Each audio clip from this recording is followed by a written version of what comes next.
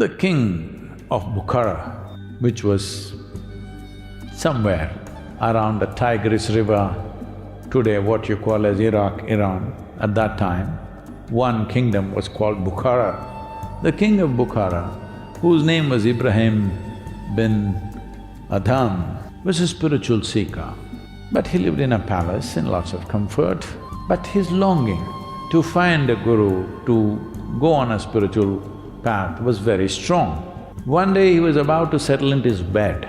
The speciality of his bed was always, his people kept his bed as a 1 foot thick of fresh jasmine flowers. He always slept on the flowers. So he was just settling down into his bed, then he heard some noise on the roof.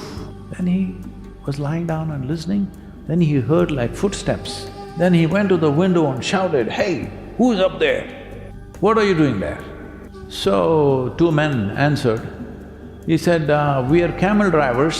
We lost our camels, we're just looking for them." He said, "What kind of idiots are you? You lost your camels and you're looking for camels on the roof of my palace? What's the matter with you? Are you stupid or are you insane?" Then one of them replied, "When you can lie down on a bed of flowers and search for the divine, why can't we search for our camels on the rooftop of a palace?" He got the point.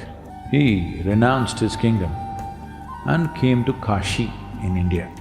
And there, with some inquiry, he found out that there is a sage in India, in Kashi, whose name was Kabir. Today, Kabir is a hugely celebrated sage. His poetry is sung everywhere in India even today. So he found Kabir. Kabir said, "See, you are a king. I am a poor weaver." Kabir was always a weaver right through his life, though he was a spiritual teacher, he was weaving for his livelihood, weaving cloth, spinning and weaving. "See, I am just a poor weaver, you're a king. If you come into my house to learn, it's not going to work. This will not match. A king sitting in my house and me trying to teach him, not going to work, go somewhere else." King Bukhara begged. He said, "I am not coming to you as a king, I have come to you as a beggar, please take me."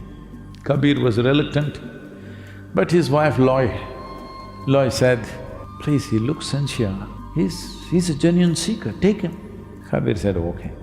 So he came into the household, he washed the vessels, he swept the floors, he did this and that chores, all kinds of things.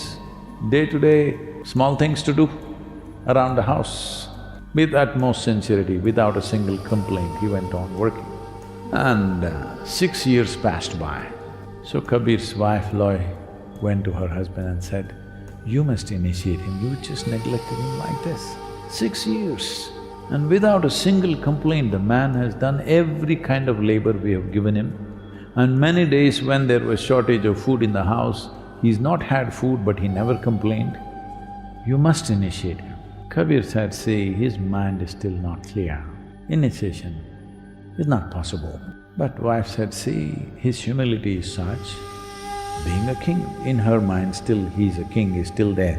In Kabir's mind there is no king and beggar, everything is same." So she insists. Then Kabir said, "Do one thing, go on top of in the neighborhood, go on top of a roof of one of the homes, stand there with all the house filth.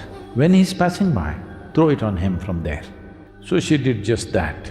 Ibrahim, the king of Bukhara, looked up and said, "If this was Bukhara, what would I have done to you?" So then she came and reported to Kabir, "This is what happened."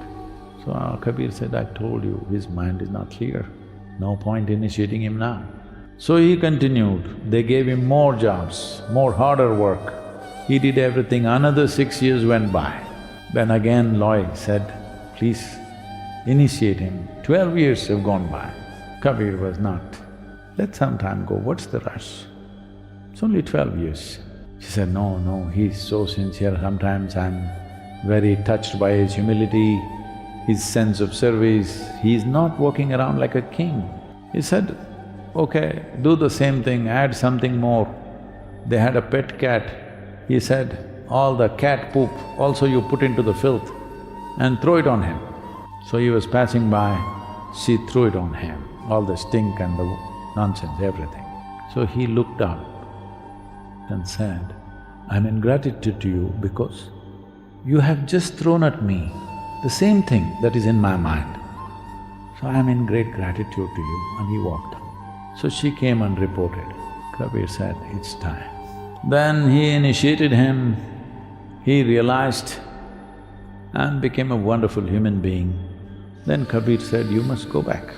Now that you've realized you should not be here, you must go back to Bukhara. He went back and he was sitting at the banks of Tigris river with a needle and thread, stitching something for himself. Then a man on a horseback who was on a hunt went by, but he looked at this man. Then he came back, turned around, came back and said, are you our king? He nodded, yes. He said, oh my lord, your young children that you left and went, I've brought them up well, they've grown up into very good youth, the kingdom is doing well, you must come back to rule us. Then Ibrahim, he was sewing with this needle, he took the needle off the thread and threw the needle into the river. He said, go get that needle for me. He said, how can I get that needle? The river is deep and the current is strong. The needle, how can I get the needle from the river?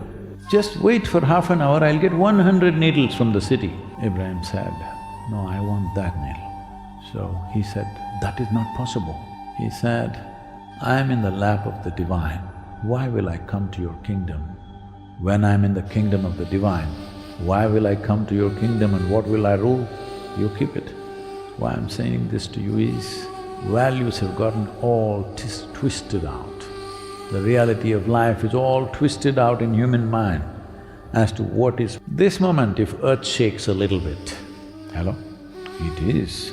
See, don't think earth is spinning and moving without any friction. It is, there is friction. Only thing is, this bubble of atmosphere, it is not making you feel anything. It's going like smooth like that.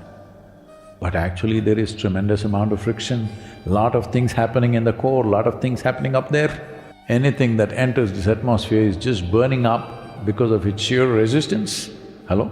So, in all this protection, in the lap of creation, we have forgotten that we are in the lap of creation. This is the greatest folly of the human being, that you've forgotten you're thriving in the lap of creation and creator. So being in the lap of the master or being in the lap of creation means just letting it be. Anyway, your life will be with you, only your stupid ideas, because it's so much filth, it'll make good manure. That's why we brought you here for the gardens.